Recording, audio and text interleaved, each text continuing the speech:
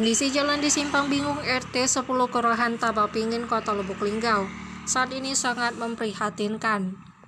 Jalan tersebut rusak parah dan telah diberi tanda peringatan berupa pohon pisang dan juga ban bekas. Tanda peringatan ini menjadi pengingat bagi pengendara untuk lebih waspada dan berhati-hati saat melintasi jalan tersebut. Kerusakan jalan ini tidak hanya menjadi masalah bagi pengendara, tetapi juga bagi masyarakat sekitar yang harus menggunakan jalan ini untuk aktivitas sehari-hari. Ketika hujan turun, jalan menjadi licin dan tergenang air, membuat kondisi jalan semakin berbahaya. Banyak masyarakat yang mengeluhkan kondisi jalan ini dan meminta perbaikan segera.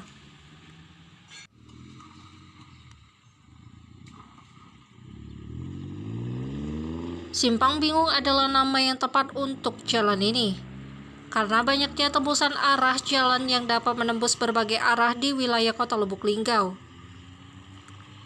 Perlu adanya tindakan cepat untuk memperbaiki jalan ini, demi keselamatan pengendara dan masyarakat sekitar. Dengan adanya perbaikan jalan ini, diharapkan dapat meningkatkan kualitas hidup masyarakat sekitar dan juga mengurangi risiko kecelakaan.